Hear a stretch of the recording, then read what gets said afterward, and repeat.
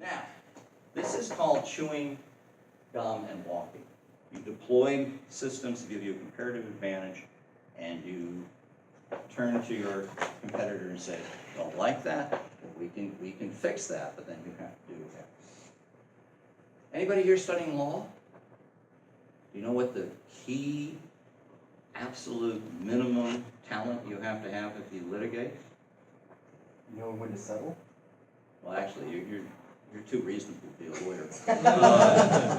No, you have to carry the equivalent of a baseball bat, threaten the shit out.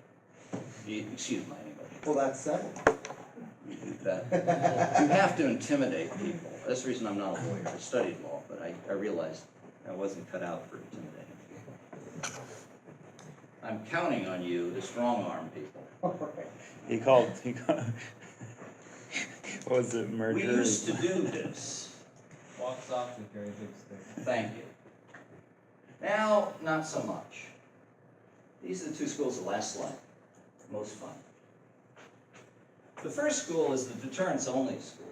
And you'll notice they have a certain schema. We'll be fine as long as the guns are loaded and we keep walking. Right? What could go wrong? Two things. This fellow had a bad fight with his wife and he's bored.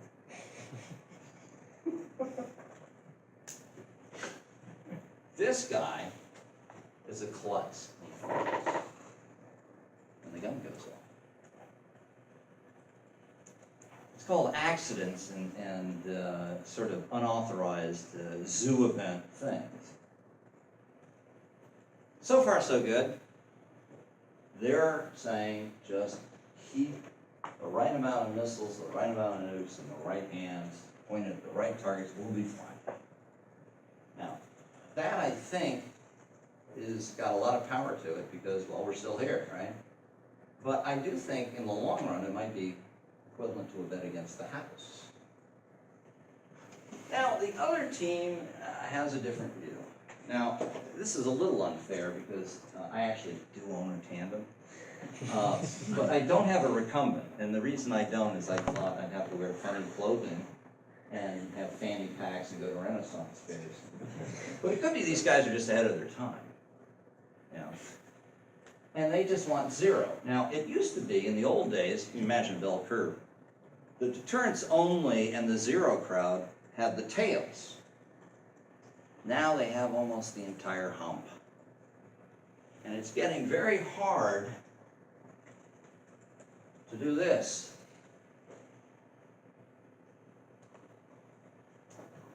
As our president would say, and that is sad. It is not necessary. We've done it before. We actually succeeded in the case of INF. That treaty, which I criticized because it got rid of our conventional ground-launched cruise missiles, which I thought were a comparative advantage. Those are the things that we now want, since I sort of anticipated that we want them. Well, but there was, you know, and that's true, and maybe that's the reason you need to get rid of the INF treaty and blah, blah, blah. But, you know, on the plus side, after the Cold War was over and the archives opened, we discovered that the Soviet military high command lost their seat, roughly, in the Politburo when Gorbachev said, enough already, I don't want to lose the command centers to these missiles, let's just get rid of all of them, including the missiles that the Soviets put out, which were called SS-20s. And when those SS-20s came down, the Soviet military, which had predicted that those missiles threatening NATO would decouple the America and Canadian forces and the nuclear ICBMs we had from the defense of NATO, and it would break up NATO, had egg on their face, because it didn't break up NATO, it actually strengthened NATO, because we deployed these missiles, and NATO put up with it, and we didn't fall apart. Who did fall apart? Well, the Soviet military command lost face in the Politburo, Communist Politburo. Communism without military support, you know what that is? Not long-lived.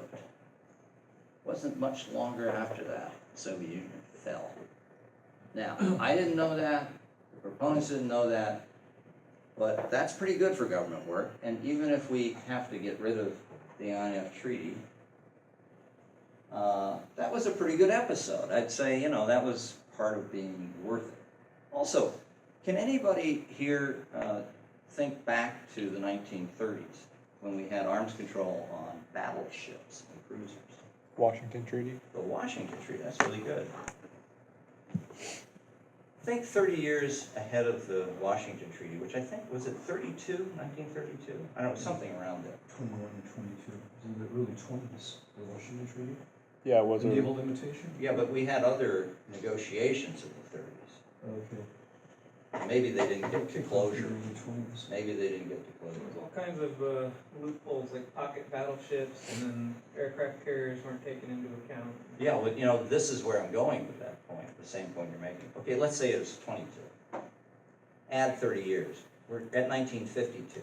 Did you notice a whole lot of people obsessing about the enforcement of the Washington Treaty in 1952? No, because what wasn't covered turned out to be more important than what was.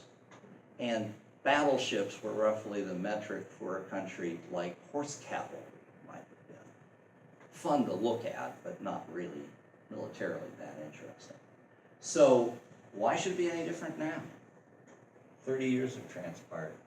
Technologies are changing. We need to think about the controls that we now need that are probably at least as different as the Washington Treaty was in 1952.